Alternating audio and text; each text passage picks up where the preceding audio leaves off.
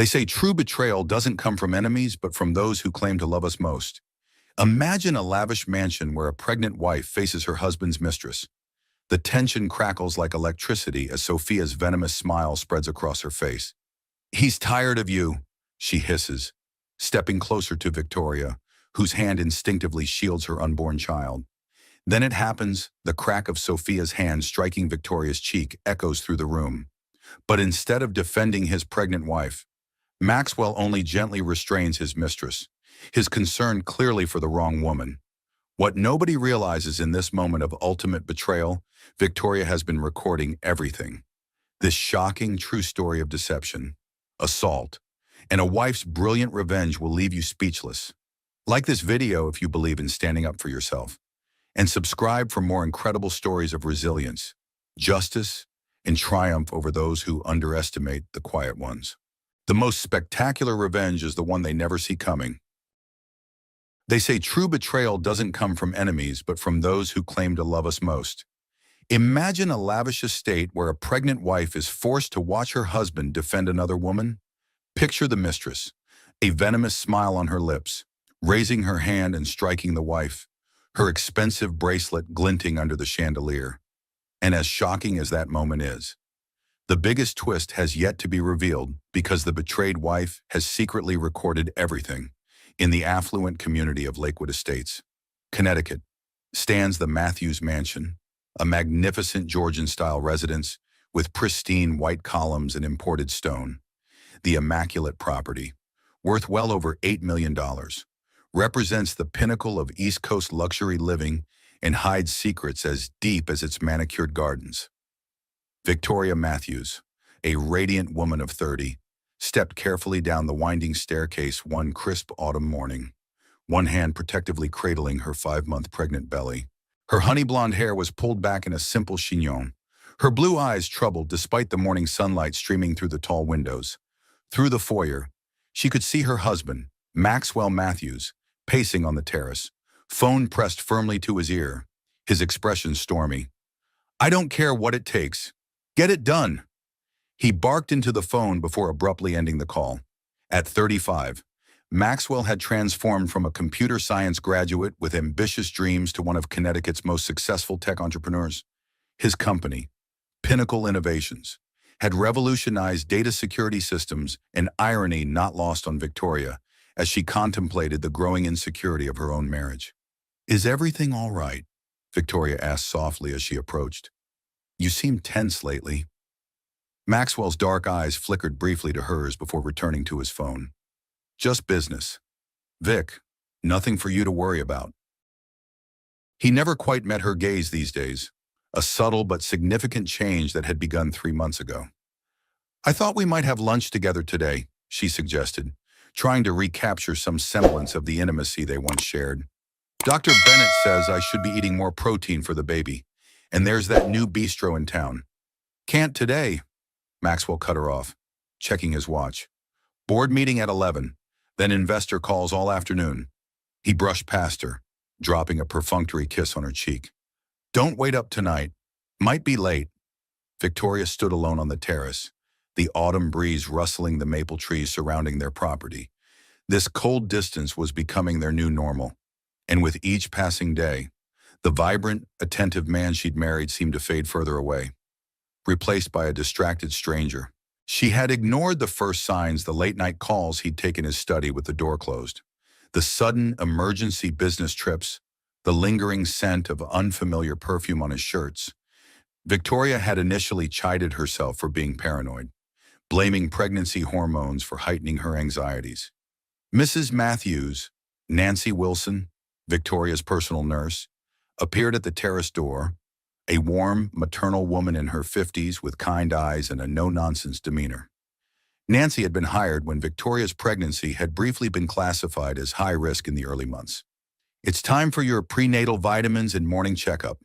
Following Nancy inside, Victoria caught a glimpse of herself in the hallway mirror. Despite her pregnant glow, there was something fragile in her reflection, a vulnerability that hadn't been there before. The Matthews name carried significant weight in Connecticut social circles, and Victoria had always performed her role flawlessly, the charitable, gracious wife who hosted perfect dinner parties and served on the right committees. But now, with her husband's growing coldness and her own suspicions mounting, Victoria wondered if the perfect life she thought she had built was merely an elaborate facade.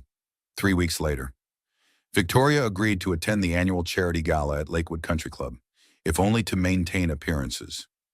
She donned a flowing emerald gown that elegantly showcased her pregnant figure, her hair styled in soft waves. Maxwell had barely spoken to her on the drive over. Engrossed in emails on his phone, the country club ballroom sparkled under crystal chandeliers, the cream of Connecticut society mingling over champagne and carefully curated hors d'oeuvres. Victoria moved through the crowd with practiced grace, accepting congratulations on her pregnancy and deflecting gentle inquiries about Maxwell's increasing absence from social events. Victoria, darling, her friend, Madison Hayes, approached, stunning in a silver cocktail dress. Madison, a divorcee with a sharp tongue and sharper instincts, air-kissed Victoria's cheeks. "You look absolutely radiant. Pregnancy suits you." "Thank you," Victoria smiled, grateful for the familiar face. "Though I feel less than radiant most days." Madison's perfectly arched eyebrow rose. "And where is your elusive husband tonight, I swear? Maxwell has become something of a phantom lately." Victoria gestured vaguely across the room where Maxwell stood with a group of men, engrossed in conversation. "Business never stops. Apparently." Madison's gaze followed Victoria's, then narrowed slightly. "And who, pray tell, is that woman talking to your husband now?" Victoria turned to see a striking brunette in a crimson dress that left little to the imagination approaching Maxwell. The woman placed her hand on his arm with an intimacy that sent a cold shiver down Victoria's spine. What disturbed her most wasn't the woman's beauty, it was Maxwell's reaction. His entire demeanor changed, softening in a way Victoria hadn't seen in months. "I don't know," Victoria whispered, her mouth suddenly dry. Madison took a sip of champagne, eyes never leaving the pair. "That's Sophia Blake, relatively new to our circle. Word is she's been climbing the social ladder rather efficiently." Her tone suggested exactly what kind of efficiency she meant. Victoria watched as Sophia leaned closer to Maxwell, whispering something that made him laugh, a genuine laugh that Victoria hadn't heard directed at her in weeks. Something sharp and painful twisted in her chest. "If you'll excuse me," Victoria murmured to Madison. But instead of confronting the pair, she retreated to the ladies' room. Locking herself in a stall as tears threatened to spill, she pressed her hands against her belly, feeling the baby move, as if sensing her distress. "It's okay," she whispered, uncertain whether she was reassuring the baby or herself. "We're going to be okay," when Victoria emerged, composed once more. Maxwell was alone again. He barely acknowledged her for the remainder of the evening, and when they finally left, he announced he needed to return to the office. "At 11 at night?" Victoria questioned, unable to keep the skepticism from her voice. "The Singapore market is opening," he replied flatly. "I need to be on a call." Victoria said nothing more, but as Maxwell's Bentley disappeared down the driveway, she made a decision. The next morning, she placed a call to Walter Thompson, a private investigator recommended by a friend who had gone through a similar situation years before. Thompson was in his 50s, with salt and pepper hair and eyes that missed nothing. He met Victoria at a small cafe 30 miles from Lakewood Estates, where the likelihood of running into acquaintances was minimal. "I need to know if my husband is having an affair," Victoria said quietly, her hands cradling her pregnant belly beneath the table. "I need proof one way or another." Thompson studied her for a moment. "You understand that once you know something, you can't unknow it, Mrs. Matthews." Victoria met his gaze steadily. "I'd rather face an ugly truth than continue living with beautiful lies. Mr. Thompson." It took Thompson less than 2 weeks to provide Victoria with what she had both dreaded and needed: photographs of Maxwell meeting Sophia Blake at an upscale hotel in New York City, kissing her passionately in the elevator, entering a suite together. The timestamps showed they had spent 4 hours inside before emerging. Maxwell's arm possessively around Sophia's waist. Victoria's hands trembled as she stared at the images, tears dropping onto the glossy paper. The evidence was undeniable. Her worst fears confirmed. Victoria now faced the question of what to do next. That evening, while Maxwell was supposedly at a business dinner, Victoria made another decision. With Nancy's help, she carefully installed a small, nearly invisible security camera in their bedroom, hidden within an ornate antique clock on the mantelpiece. She also began carrying a discreet audio recorder, tucked into a specially sewn pocket in her cardigans and blouses. "Are you sure about this?" Nancy asked, concern etched on her face. "What are you planning to do with the recordings?" "I don't know yet," Victoria admitted. "But I need protection. I need leverage. And most of all, I need the truth, all of it." Over the next few days, Victoria collected evidence methodically. She recorded Maxwell's late-night calls to Sophia, his whispered promises of figuring something out and being together soon. Each revelation was a fresh wound, but Victoria found strength in her growing resolve. This wasn't just about her anymore. It was about her child's future. One rainy Sunday afternoon, Victoria was resting in the sitting room when the doorbell rang. Through the stained glass window in the foyer, she glimpsed a flash of red. The housekeeper answered, and moments later, Sophia Blake strode into Victoria's home as if she owned it, raindrops glistening on her leather jacket. Victoria's heart hammered in her chest as she slowly rose to her feet. "Can I help you?" she asked, her voice remarkably steady despite the adrenaline coursing through her. Sophia smiled, a predatory curve of perfectly painted lips. "Victoria Matthews. I presume I'm Sophia Blake." She glanced around the sitting room, appraising the antiques and artwork with a calculating eye. "Max said I could stop by anytime I was in the area. We have some business to discuss." The audacity was breathtaking. Victoria was acutely aware of the recorder in her cardigan pocket, capturing every word of this unprecedented confrontation. "My husband isn't home," Victoria said coolly, "and I'd appreciate it if you'd leave." Sophia's smile didn't falter. "Oh, but he's on his way. He texted me just minutes ago." As if on cue, the sound of a car pulling into the driveway filtered through the windows. Victoria's stomach clenched. The baby kicked, responding to her surge of stress hormones. She took a deep breath, determined to remain calm for her child's sake.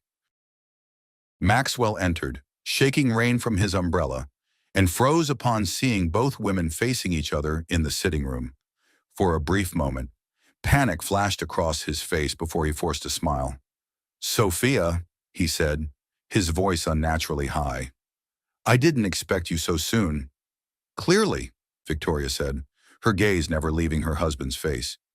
"Would you care to explain why your colleague is in our home on a Sunday?" Maxwell cleared his throat, setting down his briefcase. "Sophia is working with me on the Westbrook acquisition. We had some details to finalize." "On a Sunday," Victoria pressed. "In our home rather than your office." Sophia moved toward Maxwell, placing her hand on his arm, the same possessive gesture Victoria had witnessed at the country club. "Max has been so generous with his time. The deal is time-sensitive, and we've been working around the clock." The intimacy in that simple touch was unmistakable. Victoria felt something inside her harden, a protective shell forming around her heart. "I think we should discuss this in the study," Maxwell said, guiding Sophia toward the hallway, avoiding Victoria's gaze. "No," Victoria said firmly. "Whatever business you have can wait until tomorrow, at your office, during business hours." She turned to Sophia. "Ms. Blake, I'd like you to leave now." Sophia's expression darkened. "You don't get to dictate who your husband works with, or when. Perhaps if you focused more on being an interesting partner rather than just an incubator, he wouldn't need to seek intellectual stimulation elsewhere." The room seemed to drop several degrees in temperature. Maxwell shifted uncomfortably but said nothing to defend his wife. "How dare you?" Victoria whispered, her hand instinctively moving to her belly. "How dare I?" What Sophia sneered, advancing a step closer. "State the obvious, he's outgrown you, Victoria. He needs someone who can match his ambition, his intellect, his passion. You're just the pretty wife he married to look respectable. But now he has me." She glanced at Victoria's pregnant figure with undisguised contempt. And let's be honest, you're not exactly the vibrant woman you once were. Are you? Pregnancy can do that. I hear. Victoria stood her ground, though her heart was racing. Maxwell, she said, turning to her husband, are you going to allow her to speak to me this way in our home, while I'm carrying your child? Maxwell's face contorted, torn between the two women for a moment. Victoria thought she saw a flicker of the man she'd married, someone who would protect her, stand by her. But then he sighed, running a hand through his hair. You're making this worse, Victoria, he said, his voice low. Just let us talk in the study. This is important. The betrayal in those simple words cut deeper than any knife. Victoria stared at him, disbelief washing over her. I'm making this worse. Sophia smirked triumphantly. She flicked her dark hair over her shoulder and turned to Maxwell. See, this is exactly what I mean. Drama. Always drama with her. Something in Victoria snapped.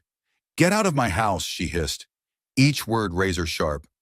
Both of you, if necessary. Sophia laughed, the sound like breaking glass in the tense room. Or what? What happened next seemed to unfold in slow motion. Sophia stepped forward, raised her hand, and slapped Victoria across the face. The crack echoed off the high ceilings as Victoria stumbled backward, her hand flying to her cheek in shock. For a moment, no one moved. Victoria's cheek burned, tears springing to her eyes more from the humiliation than the pain. Sophia stood with her hand still raised, a look of vicious satisfaction on her face. Maxwell lunged forward, but not to defend his wife, merely to restrain Sophia by the arm. Sophia, don't, he said, his voice urgent but not angry. You shouldn't. He didn't finish the sentence. He didn't need to.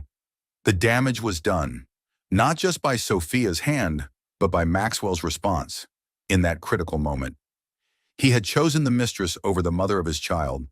Victoria straightened, one hand on her belly, the other still pressed to her stinging cheek.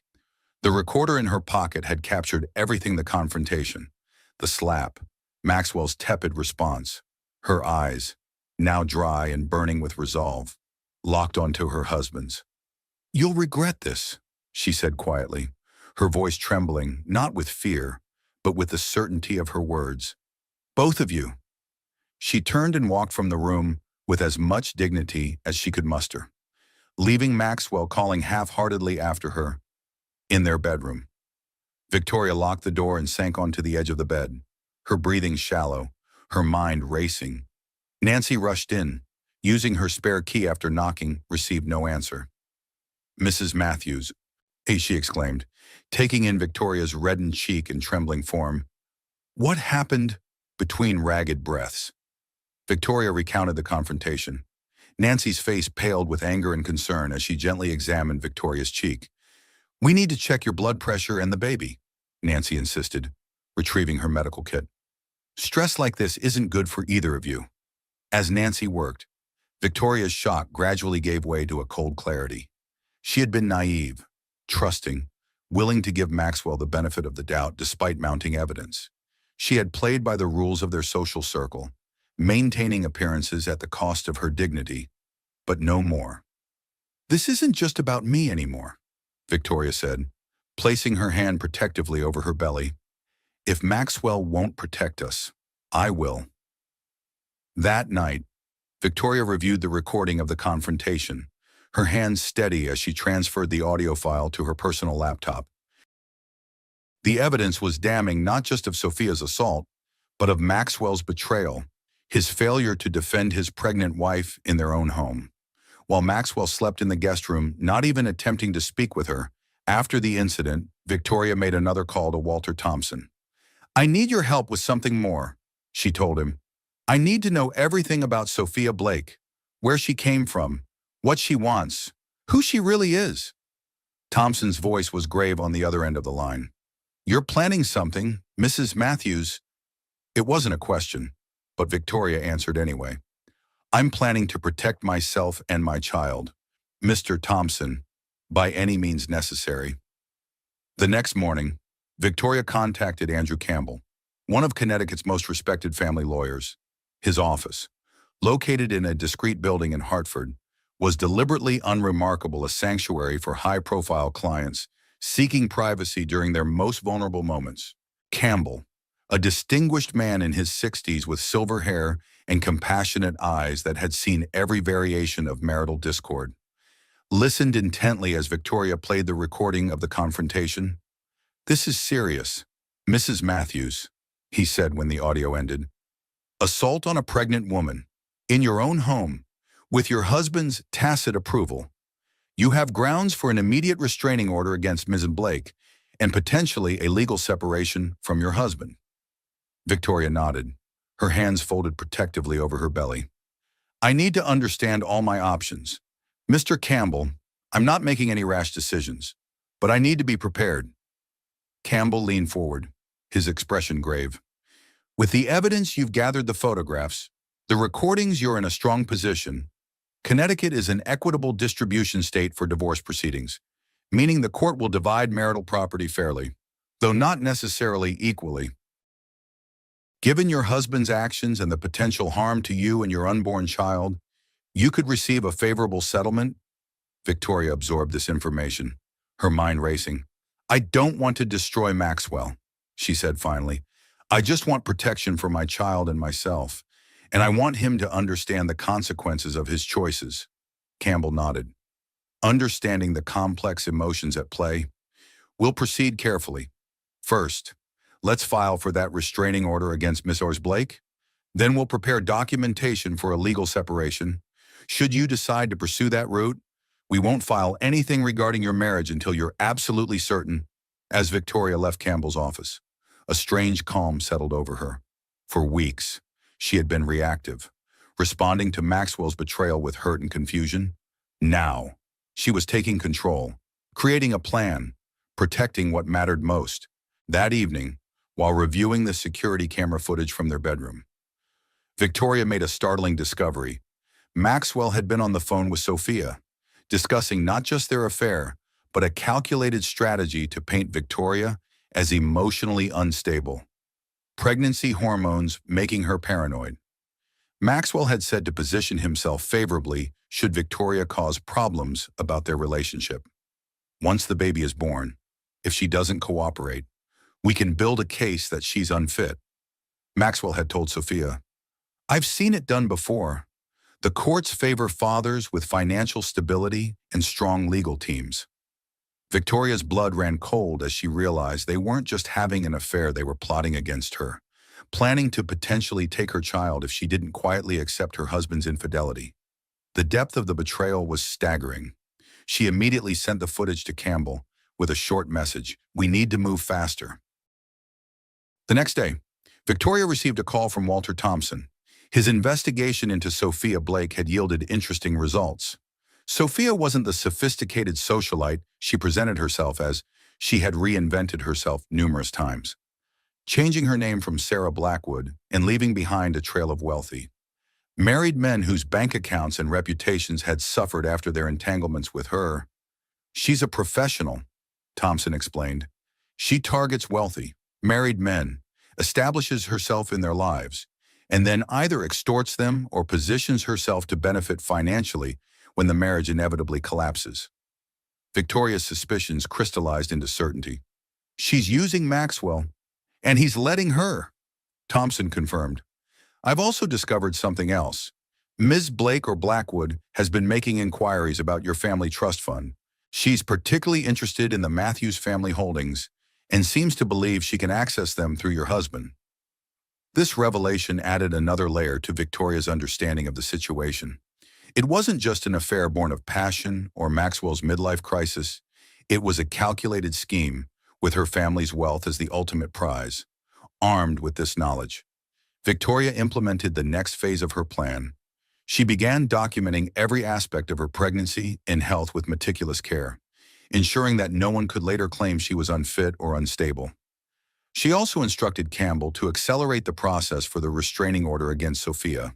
Meanwhile, Maxwell continued his charade of normalcy, barely acknowledging the confrontation that had occurred in their home. He spent most nights away, offering paper-thin excuses about work emergencies and international calls. When he did return home, He avoided Victoria entirely, sleeping in the guest room without explanation. One evening, Victoria overheard Maxwell on the terrace, arguing with someone on the phone, activating the recorder in her pocket. She moved closer to the open window. "You went too far," Maxwell was saying, his voice tense. "Slapping her wasn't part of the plan. You could have hurt the baby." A pause as the person, presumably Sophia, responded. "I don't care if she provoked you," Maxwell continued. "We need to be smarter about this. If she gets a restraining order, it complicates everything." Another pause. "No, I'm not defending her. I'm thinking strategically. We need to paint her as unreasonable, not ourselves as aggressive." Victoria's heart pounded as she realized that even Maxwell's apparent concern for the baby was merely tactical, not born of genuine care, but of calculating how best to position himself legally. That night, as Victoria lay in bed, her hand resting on her growing belly, she felt the baby move vigorously, as if responding to her thoughts. "We're going to be all right," she whispered. "I promise you that." The next morning, Campbell called with news. The restraining order against Sophia had been granted temporarily. Pending a full hearing the following week, Victoria would need to testify, presenting her evidence of the assault and the ongoing harassment.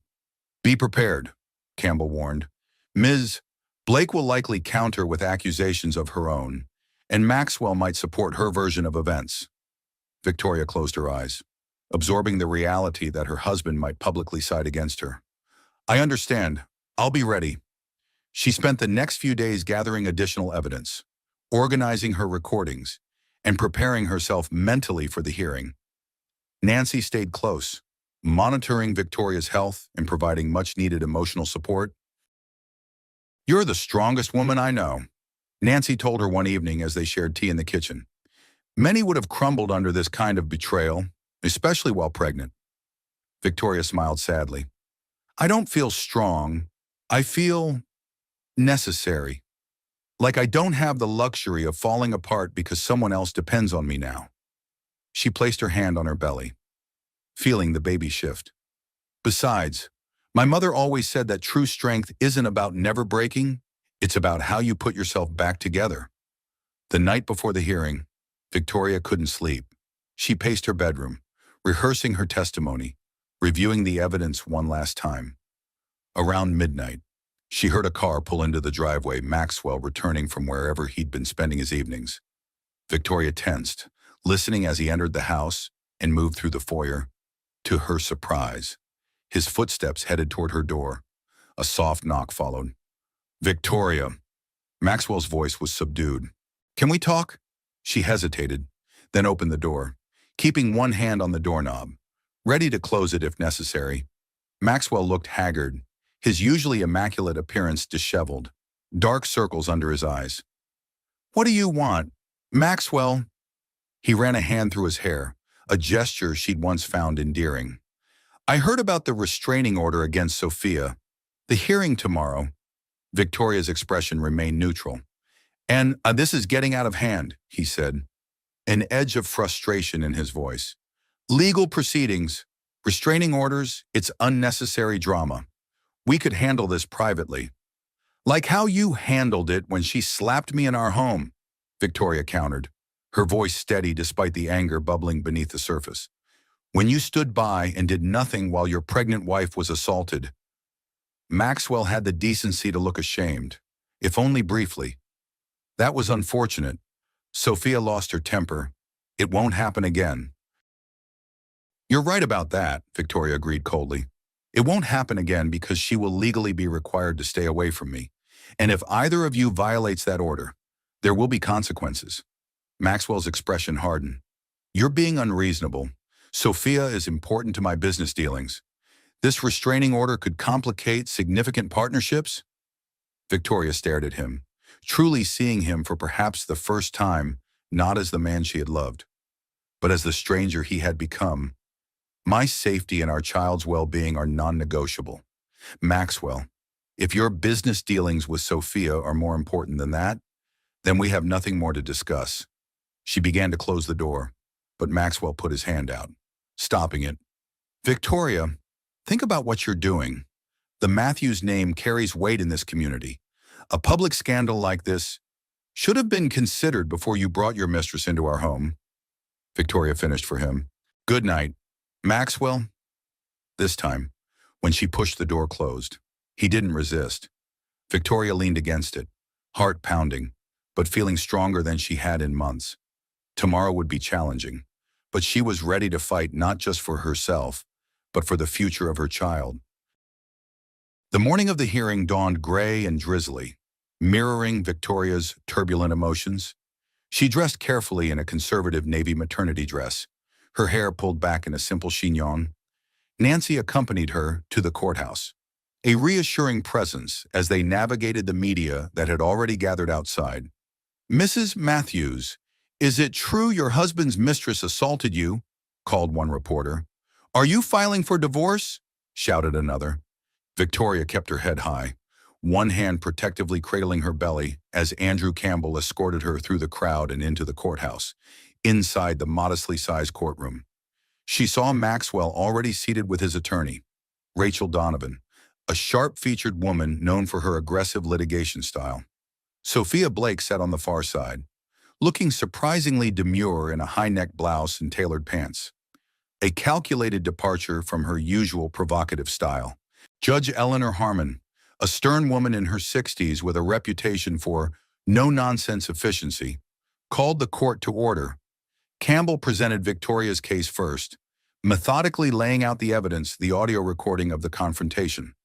Photographs of the reddened handprint on Victoria's cheek taken by Nancy immediately after the assault, and testimony from the housekeeper who had witnessed part of the altercation, when the recording played Sophia's venomous words. The unmistakable sound of the slap. Maxwell's tepid response, a murmur rippled through the courtroom. Victoria kept her eyes forward, avoiding looking at either Maxwell or Sophia. Sophia's attorney, Martin Reeves, attempted to paint the incident as a mutual disagreement that escalated and suggested Victoria had been the aggressor. Provoking Sophia with emotional accusations, he argued that Victoria was using the legal system to interfere with legitimate business relationships out of jealousy. Judge Harmon's expression grew increasingly skeptical as Reeves presented his case. When Sophia took the stand, she adopted a wounded, apologetic demeanor. I deeply regret that things escalated that day, Sophia said, her voice soft and contrite. But Mrs. Matthews was making wild accusations, becoming hysterical. I felt threatened, and I reacted poorly. I would never intentionally harm a pregnant woman. Victoria felt her blood pressure rising at the blatant lies, but maintained her composure. When it was her turn to testify, she spoke clearly and factually, describing how Sophia had appeared uninvited at her home, the verbal abuse that followed, and the unprovoked physical assault. I feared not only for my own safety but for my unborn child's, Victoria stated. Since then, Miss Anna Blake has continued to insert herself into my life, appearing at places where she knows I'll be, sending me threatening text messages, and most recently, attempting to break into my home. This last statement caused another stir in the courtroom. Campbell presented the security footage from the mansion, showing Sophia prowling around the property late at night, attempting to access the house through a side door. Maxwell, when called to testify, seemed torn under oath. He reluctantly confirmed that Sophia had indeed slapped Victoria, though he characterized it as a momentary loss of control during a heated discussion. He neither confirmed nor denied the affair, citing business confidentiality when questioned about the nature of his relationship with Sophia. After hearing all testimony, Judge Harmon took only a brief recess before returning with her decision. The evidence in this case is clear and compelling, she stated firmly. The court finds that Mrs. Blake poses a credible threat to Mrs. Matthews' safety and well-being. The temporary restraining order is hereby made permanent. Ms. Blake is to remain at least 500 feet from Mrs. Matthews, her home, and any location where Mrs. Matthews is known to be present. Any violation will result in immediate arrest. The judge then fixed Sophia with a stern gaze. Furthermore, the evidence of attempted breaking and entering has been referred to the district attorney's office for potential criminal charges. This court takes the safety of pregnant women very seriously. Ms. Blake, Sophia's face contorted with barely contained rage. She suddenly stood, ignoring her attorney's attempt to restrain her. "This is ridiculous," she shouted. "She's manipulating all of you. She's the one who's unstable, not me." "Ms. Blake," Judge Harmon warned, "control yourself or I'll hold you in contempt." But Sophia was beyond caution. "You think you've won," she hissed at Victoria. "This isn't over. Not by a long shot." "That's enough," Judge Harmon said sharply, nodding to the bailiff. "Remove Ms. Blake from my courtroom," as Sophia was escorted out, still hurling threats. Victoria remained seated, one hand on her belly, feeling the baby move restlessly as if sensing the tension. Maxwell wouldn't meet her eyes, his gaze fixed on the floor, his attorney whispering urgently in his ear. Outside the courthouse, the media frenzy had intensified. Campbell created a protective barrier around Victoria as they navigated to the waiting car. "Mrs. Matthews, do you have a statement?" called a reporter from the Hartford Courier. Victoria paused briefly. "I sought this restraining order to protect myself and my unborn child," she said, her voice steady. "I am grateful to the court for recognizing that need. That's all I have to say at this time." In the car, Victoria finally allowed herself to exhale, the tension of the morning leaving her body in a rush. "What happens now?" she asked Campbell. "Now we proceed with the legal separation, if that's still what you want," he replied. "The restraining order against Miss Blake strengthens our position considerably. Maxwell's testimony, while reluctant, did confirm the assault. He's on shaky ground. Victoria nodded, staring out at the rain-slicked streets. "Let's move forward," she said quietly. "I need to protect my child from all of this." Back at the mansion, Victoria found Maxwell waiting in the foyer, his expression unreadable. She tensed, instinctively placing a hand on her belly. "We need to talk," he said, his voice oddly subdued. Victoria nodded toward the sitting room, keeping a careful distance between them. Once seated, Maxwell ran a hand over his face, suddenly looking older than his 35 years. "I didn't want it to come to this," he began. "Public hearings, restraining orders, our private business becoming gossip for the entire state." "What did you want, Maxwell?" Victoria asked, too tired for anger. "For me to quietly accept your affair? To allow your mistress to assault me in our home?" He had the grace to look ashamed. "I got lost. Sophia was exciting, different. She made me feel..." "Stop," Victoria interrupted. "I don't need to hear how she made you feel. What matters is how you made me feel betrayed, humiliated, unsafe in my own home while carrying your child." Maxwell's shoulders slumped. "I never meant for you to get hurt. Things just spiraled." Victoria studied him, the man she had once built her life around. Now a stranger sitting across from her. "Andrew Campbell is preparing legal separation papers," she said evenly. "I think it's best if you move out in the meantime." "You're serious about this?" It wasn't a question. "I've never been more serious about anything in my life," Victoria confirmed. "You chose her, Maxwell, repeatedly, even after she assaulted me. What did you expect?" He stood abruptly, pacing the room. "And what about our child? Have you thought about what this means for our baby, growing up in a broken home?" Victoria's eyes flashed. "Don't you dare," she said, her voice dangerously quiet. "Don't you dare use our child as a weapon. Not when you were the one who brought danger into this home.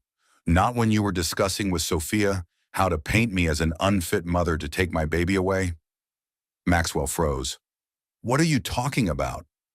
Victoria reached for her phone, pulled up the bedroom security footage, and played Maxwell's conversation with Sophia about building a case against Victoria after the birth. The color drained from Maxwell's face as he heard his own voice discussing strategies to separate Victoria from her child. "How did you—" "I protected myself," Victoria said simply. "When it became clear you wouldn't..." Maxwell sank back into his chair, the reality of his situation finally dawning on him. You've been recording everything. Not everything, Victoria corrected. Just the parts where you and your mistress plotted against me and my child. They sat in silence for a long moment. The ticking of the grandfather clock in the hallway, the only sound in the room. I'll have my things out by tomorrow, Maxwell finally said, his voice hollow. My attorney will contact Campbell about the separation terms. As he rose to leave, Victoria called after him. There's something else you should know. Maxwell, he turned, wary. Walter Thompson's investigation revealed some interesting things about Sophia Blake, or should I say, Sarah Blackwood. She's done this before, with at least 3 other wealthy men. She's not in love with you. She's after the Matthews fortune. Maxwell's expression shifted from shock to disbelief to the first stirrings of doubt. You're lying. The files are on the desk in your study, Victoria said calmly. Bank records showing unusual transfers from your accounts to offshore holdings. Background checks revealing her previous identities. Testimonials from her previous targets. Read them, or don't. It's your choice. She stood carefully, one hand supporting her back as her pregnancy made quick movements increasingly difficult. But know this, I won't allow her to take what belongs to our child's future. Whatever happens between us, I will protect what my family has built. Maxwell stared at her, seeing perhaps for the first time the steel beneath Victoria's gentle exterior, without another word. He turned and left the room. Victoria heard his footsteps heading toward the study, where Thompson's files awaited. That night, Victoria slept more peacefully than she had in months. The weight of secrets and uncertainty finally lifted from her shoulders. Whatever came next. She had taken control of her own narrative. The following weeks brought a flurry of legal activity. Maxwell moved into a downtown apartment, and the legal separation was finalized with surprisingly little resistance from him. Thompson's revelations about Sophia had apparently hit their mark. Maxwell had begun to distance himself from her, especially after discovering significant unauthorized transfers from his business accounts. Victoria focused on preparing for her child's arrival, converting one of the mansion's rooms into a nursery painted in soothing shades of yellow and green. She resumed some of her charitable work, carefully selecting events that would cause minimal stress and where she could count on supportive friends like Madison. It was Madison who first alerted Victoria to an alarming development. Have you seen this? She asked during a lunch date, sliding her tablet across the table. On the screen was a social media post from Sophia Blake, featuring a blurry image taken through a window of Victoria's home, accompanied by a rambling caption accusing Victoria of fabricating evidence and manipulating the courts. Most disturbing was the final line, "The truth will come out before that baby arrives. Count on it." Victoria's blood ran cold, despite the restraining order. Sophia was still watching her, still threatening her. She immediately contacted Campbell, who arranged for increased security at the mansion and filed a violation report with the police. That evening, as Victoria sat in the nursery arranging baby clothes, she heard a crash from downstairs, heart pounding. She locked the nursery door and called security. Within minutes, the house alarm blared, and she heard shouting, followed by the wail of police sirens. Later, wrapped in a blanket in the sitting room, Victoria listened as the head of security explained what had happened. Sophia had indeed broken into the mansion, apparently intending to access Victoria's computer and destroy evidence. She had been caught by security cameras and apprehended by the guards until police arrived. She was ranting, Mrs. Matthews, the security chief said grimly. Something about exposing the truth and taking back what's hers. The police have taken her into custody for violating the restraining order and breaking and entering. Victoria nodded, still trembling slightly from the adrenaline. Thank you for your quick response. Please double-check all entry points before you leave. After the security team departed, Victoria called Campbell to update him, then Maxwell, who arrived at the mansion within 30 minutes, clearly shaken. Are you all right? He asked, genuine concern in his voice for the first time in months. The baby. We're fine, Victoria assured him, surprised by his apparent sincerity. Just shaken. Maxwell sank into a chair opposite her, running a hand through his disheveled hair. This is my fault. I never should have gotten involved with her. I never should have brought her into our lives." Victoria studied him, noting the dark circles under his eyes, the rumpled clothes so unlike his usually impeccable appearance. "What's happening with you and Sophia now?" she asked carefully. Maxwell gave a bitter laugh. "It's over. Has been since I discovered she was systematically draining funds from my accounts. Nearly $3 million. Victoria, transferred to offshore accounts I can't trace." He shook his head. "But that's not the worst of it. She's been sleeping with James Warner." Victoria raised an eyebrow. James Warner was Maxwell's business partner and supposed friend. "For how long?" "At least 2 months," Maxwell said, the betrayal fresh in his voice. "While she was still with me, while she was telling me she loved me, it was all a con, just like you said." They sat in silence for a moment, the grandfather clock ticking in the background. "I've been a fool," Maxwell finally said, his voice barely above a whisper. "I threw away everything that mattered for a woman who saw me as nothing but a bank account, and I hurt the one person who truly cared about me in the process." Victoria felt a complicated mixture of vindication and sorrow. The man before her was a shadow of the confident, dynamic person she had married, yet she couldn't find it in herself to offer comfort. The wounds were still too fresh, the betrayal too profound. "I should go," Maxwell said, standing. "I just needed to make sure you were safe." He paused at the doorway. "Victoria, I know it doesn't change anything, but I am sorry. Truly." After he left, Victoria sat in the quiet house, one hand on her belly, feeling the baby's movements. "It's just us now," she whispered, "but we're going to be okay." The next morning brought news that Sophia had been formally charged with multiple crimes violation of the restraining order, breaking and entering, attempted theft, and, most seriously, financial fraud based on evidence Maxwell had provided to the authorities. She was being held without bail due to the risk she posed to Victoria and her pattern of threatening behavior. Campbell called with an update on the separation proceedings. "In light of recent events, Maxwell's team has agreed to all our terms," he explained. "Full financial support for you and the baby. The mansion remains yours, and a trust fund for the child that Maxwell cannot access. He's not contesting anything." Victoria. "And visitation rights?" Victoria asked, thinking of the child who would soon enter this complicated situation. "Supervised visits only, until the child is at least 1 year old." Campbell confirmed. "After that, we can reassess based on Maxwell's behavior and commitment to being a responsible father." Victoria thanked him and hung up, feeling a strange mixture of sadness and relief. This wasn't how she had imagined her life unfolding when she married Maxwell 5 years ago. But she was determined to create a stable, loving environment for her child, regardless of the circumstances. As her due date approached, Victoria found herself increasingly reflective. She sorted through old photographs, journals, and mementos from happier times, trying to make peace with the past before stepping into her future as a mother.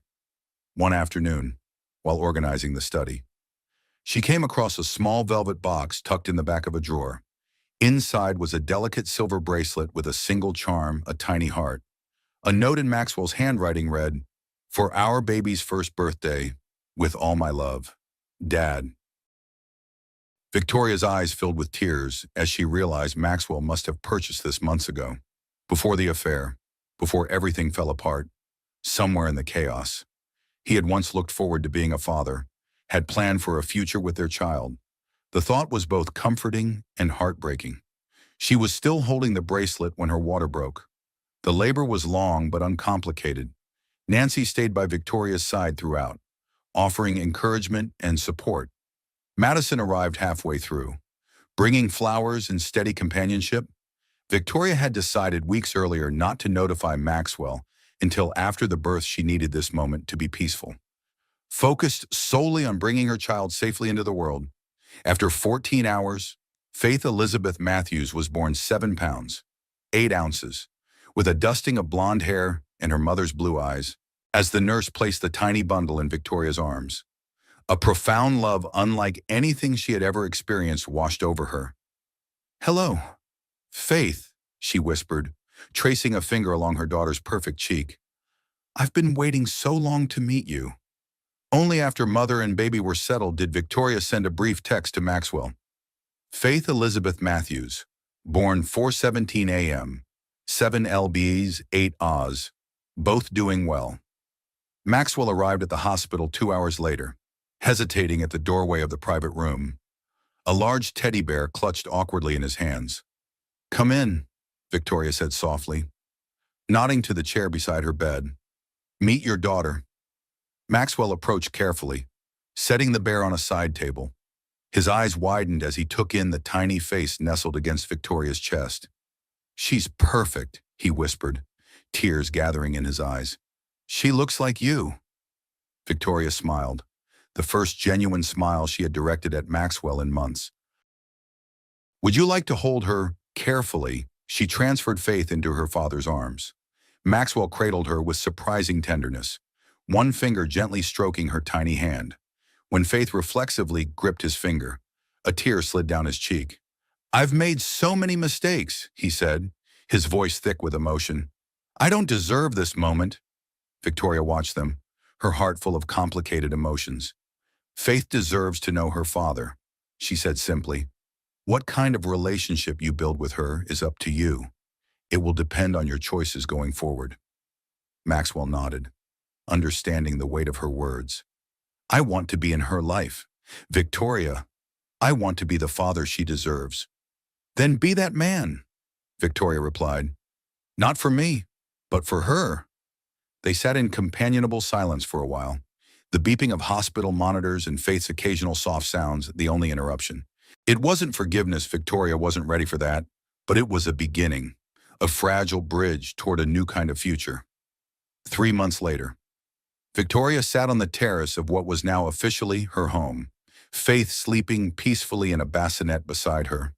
The legal separation had evolved into divorce proceedings, handled with surprising civility on both sides. Maxwell, seemingly transformed by fatherhood and chastened by his near destruction at Sophia's hands, had honored every agreement, attending parenting classes and proving himself reliable during his supervised visits with Faith. Sophia Blake had pleaded guilty to reduced charges in exchange for returning most of the stolen funds and agreeing to leave the state permanently after serving a short prison sentence. The scandal had gradually faded from the headlines, replaced by newer, more sensational stories. Victoria's phone chimed with a text from Madison. Lunch tomorrow. I've got the latest on Rebecca Thornfield's disaster of a charity gala. Victoria smiled, typing a quick affirmative response. Life was settling into a new normal, not the one she had planned, but one she was creating on her own terms. Faith stirred in her bassinet, making the little snuffling sound that usually preceded waking. Victoria lifted her daughter into her arms, breathing in the sweet baby scent of her hair. We made it, little one, she murmured, and we're going to be just fine.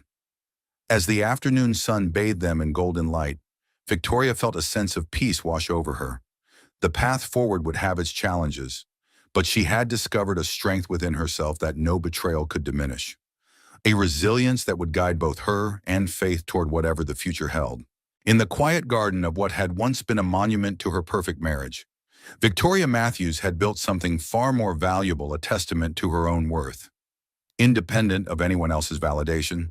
And as Faith's tiny hand curled around her finger, Victoria knew with absolute certainty that this moment, this love, this hard-won freedom was worth every painful step of the journey.